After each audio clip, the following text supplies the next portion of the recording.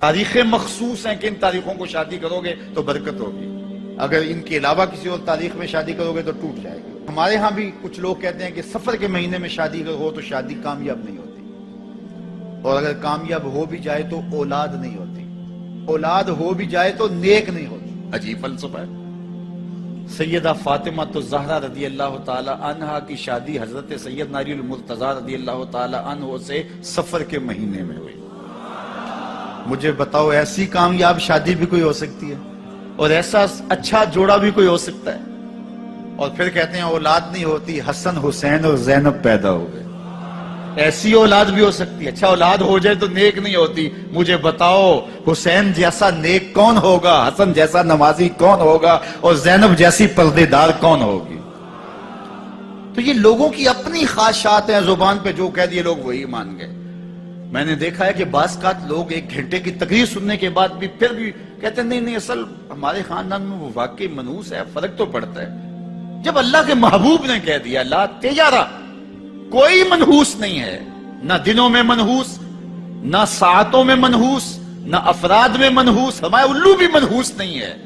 تمہارے اندر کی برائیاں ہیں جو مجسم ہو کے تمہارے سامنے آتی ہیں، اس لیے کوئی منحوس نہیں۔ ہمارے والدین نے بچپن میں ہی ہمیں یہ باتیں اچھی طرح سے ازبر کروائیں، اور ہماری تربیت اس طرح کی کہ ہم الحمدللہ کبھی بھی ذوف الاعتقادی کا شکار نہیں ہوئے۔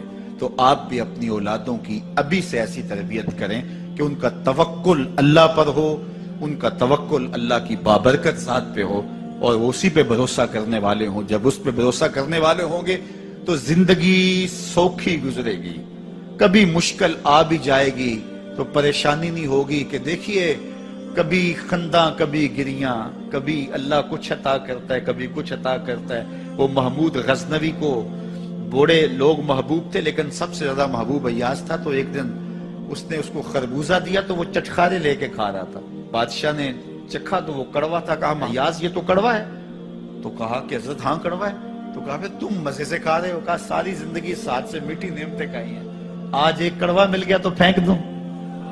جب اس پہ توکل ہوگا تو کبھی تکلیف آئے گی تو بندہ کہے گا کوئی بات نہیں، جے سونا میرے دکھ وچ راضی تے میں سکھ نو چلے ڈاواں، تو بندہ کہے گا ٹھیک ہے کوئی بات نہیں ہے، یہ اس پہ بھی میں خوش ہوں۔ تو جب توکل اس پہ ہوگا تو پھر بندہ اس تکلیف میں بھی لذت لینے کا راستہ نکال لے گا۔ اور اگر یہ ہو کہ اس منحوسہ کی وجہ سے یہ سب کچھ ہوا ہے، کچیچیاں چڑھیں گی اس کے اوپر کہ اس نے یہ کیا ہے، مار ہی دوں قتل کر دوں، اس کو چھوڑوں نہ، زمین پہ رہنے کا حق ہی چھین لوں اس سے، کہ اس منحوسہ کی وجہ سے یا اس منحوس کی وجہ سے یہ ہوا ہے۔ کوئی کسی کی وجہ سے نہیں ہوتا، یہ ہماری اپنی بدعمالیوں کی سزا ہے۔ اگر کوئی ہمیں نقصان در نقصان ہو رہا ہے تو توبہ کریں۔ 70,000 لوگ ایسے ہیں جو بغیر حساب جنت میں جائیں، ان کا کوئی حساب نہیں ہوگا۔ اللہ اپنے کرم سے انہیں یوں ہی جنت عطا فرمائے۔ صحابہ نے عرض کی یا رسول اللہ صلی اللہ علیہ وسلم وہ کون ہے؟ تو آقا کریم نے شرف میں کانو لا یکتوون، یہ وہ لوگ ہیں جو اپنے جسم پہ داغ نہیں لگاتے، مخصوص نشان جسم پہ لگا لیتے ہیں، یہ فلاں بزرگ کی نشانی ہے، یہ فلاں جو ہے وہ شہید کی نشانی ہے۔ اللہ نے جب تمہیں سالم الاعضاء پیدا کیا ہے تو اپنے بدن کو تم کیوں نشانی؟ اس نے ساری نشانیاں لگائی ہیں، اس کی نشانیاں اتنی پکی ہیں کہ اس نشانیوں میں فرق بھی نہیں لگتا نا۔ یہ تمہارے انگوٹھے کی نشانی ہے، 6 ارب انسانوں کو لے آؤ اور نشان انگوٹھا لے آؤ، کسی ایک کا بھی نہیں ملے گا۔ یہ نشانی تمہارے رب نے لگائی۔ جیسی صورت تمہاری ہے ایسی صورت کسی اور کی نہیں بنائی، تمہیں منفرد بنایا اس میں۔ پوری کائنات میں سارے لوگ تمہارے جیسے ہیں لیکن تم پھر بھی الگ دکھائی دیتے ہو۔ سب کی 2 آنکھیں، سب کا ناک، سب کے ہونٹ، سب کا رنگ ملتا جلتا، لیکن سب کی شکلیں الگ ہیں۔ یہ زید ہے، یہ بکر ہے، یہ عمر ہے، یہ آس ہے، یہ فلاں ہے۔ دوسرے وہ ولا یسترقون، اور وہ رکیہ نہیں کرتے، یہ چھو منتر جادو ٹونا ہر وقت عاملوں کے پاس بھاگے پھرتے ہیں، اور وہ انہیں جو ہے وہ غلط سلط ٹوٹ کے ٹونے بتاتے ہیں اور وہ کرتے رہتے ہیں۔ عجیب لوگوں کے نفسیات ہوتے ہیں، صبح سے لے کر شام تک اسی چکر میں رہتے ہیں، اور پھر ساری زندگی ان توہمات سے نکل ہی نہیں پاتے۔ اللہ نے تمہیں پیسے دیے ہیں، نئی گاڑی تم نے خریدی ہے، چھوٹے بچے کا جوتا کیوں باندھ دیا آگے تم؟ جوتا باندھنے سے اگر یہ ایکسیڈنٹ سے، حادثے سے گاڑی بچ سکتی ہوتی ہے تو پھر پاکستان کے جتنے PIA کے جہاز ہیں سب پر باندھ دینا چاہیے۔ سب پہ جوتے لٹکے ہوئے ہوں. عجیب تم نے فلسفہ تراشا. کسی نے جو ہے وہ کالی رنگ کی پٹی باندھ دی نیچے، اس سے اس کو نظر نہیں لگے گی. گھوڑے کے پاؤں کے نیچے جو کھری لگی ہوئی ہوتی ہے، کچھ لوگوں نے اپنے گھروں میں وہ باندھی ہوئی ہوتی ہے کہ اس سے ہمارے گھر کے اندر کوئی مصیبت نہیں آئے گی، کوئی تکلیف نہیں آئے گی. کسی نے ہنڈیا اپنے گھر کے اوپر الٹی رکھی ہوئی ہوتی ہے، یہ ہنڈیا بچا لے گی. اور میاں ہنڈیا کیا بچائے گی تجھے؟ اللہ کے قہر سے کچھ نہیں بچا سکتا.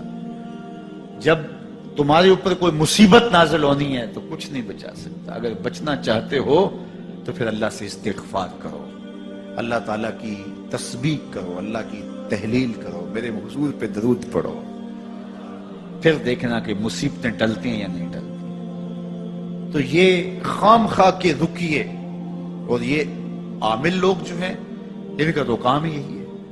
ان کا کام چلتا ہے لوگ ذوف الاعتقادی میں مبتلا رہے اور یہ کہہ دیتے ہیں کہ آپ کے خاندان میں ایک منحوس عورت ہے، یہ اس کا کیا ہوا ہے. تو کوئی نہ کوئی منحوس تو پہلے ہی انہوں نے طے کر رکھی ہوتی ہے، فوراً ذہن وہاں جا کلک ہو جاتا ہے. اس کا نون سے نام شروع ہوتا ہے، اس کا کاف سے نام شروع ہوتا ہے، اس کا جیم سے نام شروع ہوتا ہے. تو پورے خاندان میں کسی کا نام کاف، نون یا جیم سے تو شروع ہوتا ہی ہوگا. یا دوستوں میں تو فوراً ذہن جو ہے ادھر منتقل ہو گیا. اب یہ بابا جی نے بتا دیا ہے، ہاں اس نے یہ بات کی تھی، کچھ باتیں یاد آنے لگی. اس کاف سے شروع ہونے والے نام کے ساتھ نفرت پیدا ہو گئی. اس بابے نے نفرت کا کاروبار کیا ہے. اس نے تو 100 روپے 200 روپے لے لیے، لیکن 2 انسانوں کے اندر نفرت ڈال دی. اس کا گریبان کل قیامت کے دن پکڑا جائے گا. ان ملنگوں کے پاس، ان ذوف الاعتقادی کو پھیلانے والوں کے پاس کبھی نہ جاؤ. تمہیں مصیبت پڑی ہے، تمہیں لگ رہا ہے کہ شاید میرے اوپر جادو ہے، تو پڑھو نا سورہ بقرہ. جادو جڑ سے اکھڑ جائے گا. 40 دن اپنے گھر میں سورہ بقرہ پڑھو، برکت ہوگی. کہتے ہیں مولوی صاحب 40 دن تو نہیں پڑھی جا سکتی، 2.5 پارے، ہمیں کوئی تعویذ ہی کر دے. ہم شارٹ کٹ چاہتے ہیں نا. روزانہ صبح 2.5 پارے سورہ بقرہ پڑھیں، یہ تو ہم سے نہیں پڑھی جائے گی. تو آپ کوئی تعویذ ہی لکھ دیں. کاروبار میں برکت نہیں، میں کہتا ہوں پڑھو نا سورہ واقعہ، 3 رکوع ہیں، برکت ہوگی. ہم کہتے ہیں ہمیں تعویذ ملنا چاہیے. بس وہ ہم گلے میں رکھ لیں، بٹوے میں رکھ لیں، پرس میں رکھ لیں، اور ہمارا کام ہو جائے. ہمیں کچھ بھی نہ پڑھنا پڑے، ہمیں وضو تک نہ کرنا پڑے، نماز نہ پڑھنی پڑے، اور برکت ہو جائے. ایسے برکت تو نہیں آتی. بیٹے کی شادی کی، بہو گھر لائے، ابھی 2 دن نہیں گزرے تھے، کاروبار میں نقصان ہو گیا، یا گھر کا کوئی فرد فوت ہو گیا، یا کوئی جانور مر گیا، تو کہا کہ یہ منحوسہ آئی ہے تو ہمارا یہ نقصان ہو گیا. اگر وہ نہ آئی ہوتی تو پھر یہ نقصان نہ ہوتا، پھر تم قیامت تک جینا تھا. یا اس سے قبل تمہارے کبھی نقصان نہیں ہوئے. تمہارے گھر کے اندر بیٹیاں موجود ہیں، یہ بھی کل کسی کی بہو بنیں گے، اور ان کا بھی کوئی نقصان ہو سکتا ہے، اور یہ بھی منحوسہ قرار دی جا سکتی ہے. پھر تانو تشنی کے تیر جو ہے وہ اس کے اوپر لگائے جانے لگے. کتنی زیادتی ہے، کتنا ظلم ہے. کسی کا دل توڑنا، کسی کا دل دکھانا، کسی کو منحوس قرار دے دینا. از خود تمہارے پاس کیا سند ہے؟ تمہیں الہام ہوا ہے؟ کیا حجت ہے، کیا دلیل ہے تمہارے پاس کہ کسی کو تم نے منحوس قرار دے دیا؟ کتنا مکار ہے انسان. اپنی بدعمالیوں کو، اپنی نیت کے کھوٹ کو، اپنی نیت کی کوتاہیوں کو، اپنی سستیوں کو، اپنے عمل کی کمیوں کو دوسرے کے اوپر مڑ دیتا ہے. کاروبار تو نے صحیح نہیں کیا، نقصان ہو گیا. صبح 12 بجے اٹھ کے تو گھر سے جا رہا ہے اور نقصان ہو گیا. تو نے 2 نمبر مال بیچا، آج پکڑا گیا اور نقصان ہو گیا. تم نے ٹیکس نہیں دیا، تم نے زکات نہیں دی، تم نے دروازے پہ کھڑے ہوئے سائل کو جھڑکا، نقصان ہو گیا. یہ تمہارے پاپ ہیں جو مصیبت بن کے تمہارے سامنے آتے ہیں. یہ تمہاری بے تدبیریاں ہیں، تمہاری ناحکمتیاں ہیں، یہ تمہاری بے احتیاطیاں ہیں، یہ تمہارا تکبر ہے، یہ تمہارا غرور ہے، یہ تمہارا عجب ہے، یہ تمہاری ریاکاری ہے، یہ تمہاری خیانت ہے، یہ تمہاری دھوکہ بازی ہے، یہ تمہارے قلب کے اندر چھپی ہوئی نفرت ہے جو آج تمہیں مصیبت بن کے جس کا سامنا کرنا پڑ رہا ہے. یہ تمہارے اندر کے عیب ہیں جو مجسم ہو کے تمہارے سامنے آئے. اللہ تعالیٰ نے قرآن مجید میں ارشاد فرمایا وَمَا أَصَابَكُم مِّن مُّصِيبَةٍ فَبِمَا كَسَبَتْ أَيْدِيكُمْ.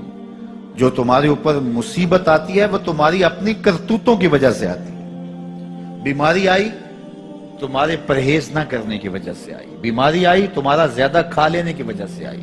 بیماری آئی تمہارا نامناسب غذا لینے کی وجہ سے آئی، بیماری آئی وقت پہ سوئے نہیں، وقت پہ اٹھے نہیں، تم نے کسی سے زیادتی کی، بیماری تمہاری بدعمالیوں کی سزا ہے، مصیبت کا آنا، تکلیف کا آنا تمہاری بدعمالیوں کی سزا ہے۔ اور منحوسہ یہ خاندان کی خاتون ہے، تو یہ دوسرے کے اوپر مڑ کے اپنی کوتاہی، اپنی غلطی دوسرے کے اوپر لگا دی اور اس کو منحوس قرار دے دیا۔ اگر کسی کا کام تمہیں دیکھ کر کے اچھا نہ ہو تو پھر تم بھی منحوس قرار پائے نا۔ اگر آج تم کسی کی بہن کو، کسی کی بیٹی کو منحوس قرار دیا ہے اور خاندان کے اندر اس کو منحوس مشہور کر دیا ہے، تو اگر کوئی یہ مشق تمہاری ماں پہ کرے، تمہاری بہن کو منحوس قرار دے دے، تمہاری بیٹی کو منحوس قرار دے دے، تو تمہارے دل پہ کیا گزرے گی؟ یہ کتنا ظلم ہے، کتنی بڑی زیادتی ہے کہ آج خود کسی کو منحوس قرار دے دیا۔ کوئی منحوس نہیں ہے، کوئی لمحہ منحوس نہیں ہے، کوئی شخص منحوس نہیں ہے، کوئی وقت منحوس نہیں ہے، کوئی گھڑی منحوس نہیں ہے۔ مصیبت کا آنا، تکلیف کا آنا تمہاری بدعمالیوں کی سزا ہے۔ لیکن قرآن نے کیا خوب بات فرمائی، وَيَعْفُو عَنْ كَثِيرٍ، ابھی تو بہت ساری باتیں ہم معاف ہی کر دیتے ہیں۔ تم نے کوئی گناہ کیا، پھر تمہارے ہاتھ اٹھ گئے، ہم نے معاف کر دیا۔ تم نے کوئی گناہ کیا، تم نے صدقہ کیا، ہم نے معاف کر دیا۔ تم نے کوئی گناہ کیا، تم نے سجدہ کیا، ہم نے معاف کر دیا۔ تم نے گناہ کیا، تم نے وضو کیا، ہم نے سارے گناہ جھاڑ دیے۔ تو کچھ اعمال ایسے ہیں کہ جن کی سزا بھگتنی پڑتی ہے لازمی، لیکن زیادہ عمل ایسے ہیں اللہ فرماتا ہم زیادہ یوں ہی معاف کر دیتے ہیں۔ اور اگر ہم سارے معاف نہ کریں تم چل ہی نہ سکو، زندگی تمہاری گزرے ہی نہ، اتنی مصیبتیں تمہارے اوپر ٹوٹ پڑے، لیکن تم وہ منحوسہ کو قرار دے کے اپنے اوپر سے ٹال رہے ہو، فلاں منحوسہ اس لیے وہ سب کچھ ہو رہا ہے۔